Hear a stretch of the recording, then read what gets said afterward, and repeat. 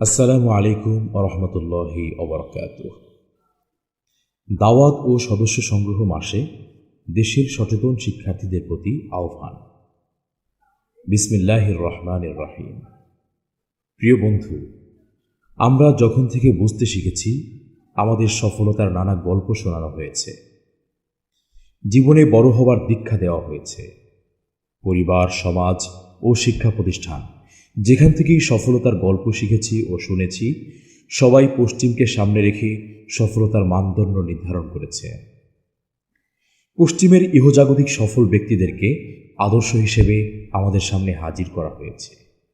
ফলে আমরা পাশ্চাত্যের দর্শন ও চিন্তায় আমাদের মনন ও চিন্তা কাঠামো নির্মাণ করতে শিখেছি। পাশ্চাত্যের বস্তুবাদী ও ইহলৌকিক দর্শনে আমরা আমাদের জীবন ঘূর্ণায়ন করেছি। অথচ ইসলামের সফলতার দর্শন আরও সমৃদ্ধ ও অনন্ত।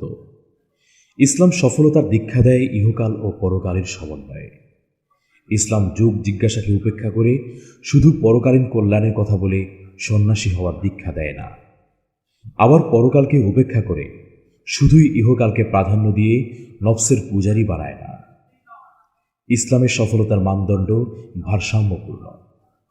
তাই আমরা আপনাকে ইমাম আবু হানিফা, ইমাম গাজ্জালি, রুমি, জাবির ইবনে হাইয়ান, ইবনে খালদুন ও ইবনে সিনা, আল্লামা ইকবাল ও আবুল হাসান আলী নদভীর মতো হওয়ার স্বপ্ন দেখাতে চাই, যারা উভয় জগতে সফলতার দ্যুতি ছড়িয়েছেন। প্রিয় শিক্ষার্থী, 1971 সালে দেশ স্বাধীন হল। দেশের জনগণ আশায় বুক বেঁধেছিল একটি মুক্ত পরিবেশ দেখবে, দেশের সকল বর্ণ, গোত্র ও পেশার মানুষ সুখী সমৃদ্ধ হবে, অভ্যন্তরীণ দ্বন্দ্বের মীমাংসা হবে। কিন্তু না, সুবর্ণ জয়ন্তীর সময়কালেও ফিকে হয়ে আছে আশা জাগানিয়া সম্ভাবনার আলো। বর্তমানে আমাদের মাথাপিছু ঋণ দাঁড়িয়েছে প্রায় 90,000 টাকা। এখনও জাতীয় বাজেটের 32.8% ঋণ নির্ভর। বিগত এক যুগে বিচার বহির্ভূত হত্যা সংঘটিত হয়েছে প্রায় 2470টি। দেশের অভ্যন্তরে যৌন নির্যাতনের শিকার হয়েছে 9057 জন নারী ও শিশু। ধনী বৃদ্ধির তালিকায় বিশ্বে বাংলাদেশ শীর্ষে অবস্থান করলেও দেশের ধনী গরিবের বৈষম্য আকাশ পাতাল। এত বিপুল সংখ্যক অতি ধনী থাকা সত্ত্বেও হতদরিদ্র মানুষের সংখ্যা দাঁড়িয়েছে প্রায় 4,90,00,000। দেশে 25 লক্ষ মানুষ গৃহহীন, যা বিশ্বে দ্বিতীয় সর্বোচ্চ। বিশ্ব শান্তি সূচকে আমাদের অবস্থান 101তম এবং শান্তি ও নিরাপত্তা সূচকে 143তম। অন্যদিকে রাষ্ট্র পরিচালনার নীতিতে দ্বিধাদ্বন্দ্ব, অর্থব্যবস্থায় পুঁজিবাদ ও সমাজতন্ত্রের পরস্পর সাংঘর্ষিক নীতি, সর্বোপরি বস্তুবাদী চিন্তাচ্ছন্ন ব্যক্তি, সমাজ ও রাষ্ট্র। রাষ্ট্র পরিচালনার প্রত্যেকটি দপ্তর ও বিভাগ দুর্নীতির স্বর্গরাজ্যে পরিণত হয়েছে। দুর্নীতি জাতীয় উন্নতির অন্তরায় হয়ে দাঁড়িয়েছে। ইনসাফ ও জবাবদিহিতামূলক সরকার ব্যবস্থা নির্বাসনে চলে গেছে।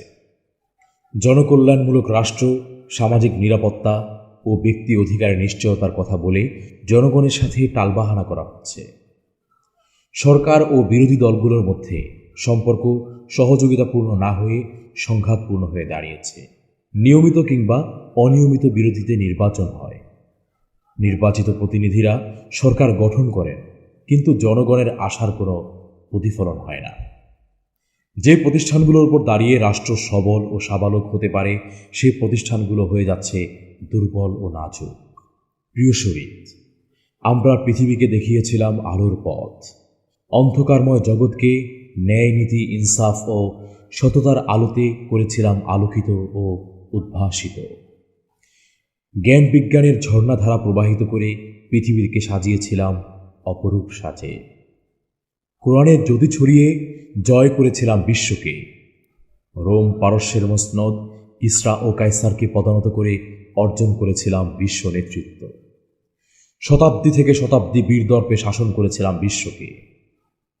সেই আমরাই আজ পরাজিত হয়ে পরাধীনতার শিকলে বন্দী পশ্চিমা বিশ্বের নিকট। পশ্চিমারা প্রতিনিয়ত রক্ত চুষে নিচ্ছে আমাদের। উন্মত্ত হিংস্র হায়েনার ন্যায় ছিঁড়ে এফোর ওফর করে খুব লেখাচ্ছে মুসলমানদের। তবে সময় বদলাতে শুরু করেছে। তিমির অন্ধকার আকাশ ছেদ করে বিশ্বব্যাপী উদিত হচ্ছে সত্যের রবি। সে রবির স্ফুলিঙ্গ তমসাচ্ছন্ন বালুকা স্তূপে নিপতিত হচ্ছে।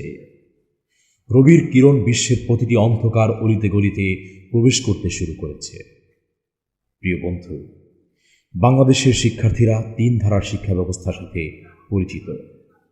ত্রিধারার শিক্ষার্থীদের চিন্তা চেতনা ও বোধ বিশ্বাসে থাকে পার্থক্য। এক শ্রেণী ইসলাম বহির্ভূত রাষ্ট্র, অর্থ, শিল্প, চিকিৎসা সহ জাগতিক বিষয়ে পড়াশোনা করে বেড়ে উঠছে। আরেক শ্রেণী চলমান বিশ্ব ব্যবস্থায় রাষ্ট্র, অর্থ ও সমাজনীতি সম্পর্কে নাওয়াকিবহাল থাকছেন। ফলে বাঙালি মুসলিম সমাজকে নেতৃত্ব দেওয়ার মতো কোনো প্রজন্ম গড়ে উঠছে না।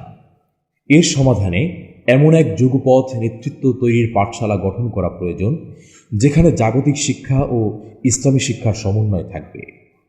জাগতিক শিক্ষায় শিক্ষিতরা ইসলামী শিক্ষা অর্জন করে হয়ে উঠবে নৈতিকতা সম্পন্ন। অন্যদিকে মাদ্রাসা পড়ুয়ারা জাগতিক শিক্ষা অর্জন করে হয়ে উঠবে দক্ষতা সম্পন্ন। দেশের শিক্ষা ব্যবস্থার বাস্তবতা ও শিক্ষার্থীদের প্রয়োজনীয়তা অনুধাবন করে 1991 সালের 23 আগস্ট প্রতিষ্ঠিত হয় ইসলামী শাসনতন্ত্র ছাত্র আন্দোলন, যেখানে সমাজ ও দেশের প্রতি শিক্ষার্থীদের দায়িত্ব সম্পর্কে সচেতন করা হয়। স্বার্থপরতার বিপরীতে শিক্ষার্থীদের কল্যাণকামিতা শিক্ষা দেয়া হয়। নৈতিকতা ও দক্ষতা সম্পন্ন জাতীয় নেতৃত্ব তৈরিতে সংগঠন শিক্ষা প্রতিষ্ঠানের ভূমিকা পালন করে। প্রিয় ভাই আমার, একজন মুসলিম হিসেবে আমরা আপনাকে আপনার জীবনের লক্ষ্য ও সফলতার মানদণ্ড দেখিয়েছি। মুসলিম উম্মার প্রতিনিধি হিসেবে আমরা আপনাকে আপনার ইতিহাস স্মরণ করিয়ে দিয়েছি এবং একজন দেশপ্রেমিক নাগরিক হিসেবে দেশের চলমান নানামুখী সংকট আপনার সামনে উপস্থাপন করেছি। আমরা মনে করি নিজেকে সৎ, দক্ষ ও যোগ্য হিসেবে তৈরি করে দেশ, মানবতা ও ইসলামের জন্য কাজ করতে ইসলামী শাসনতন্ত্র ছাত্র আন্দোলন হতে পারে আপনার পছন্দের সংগঠন। তাই আমরা আপনাকে এ শান্তির মিছিলে সামিল হতে স্বাগত জানাচ্ছি। আল্লাহ হাফেজ।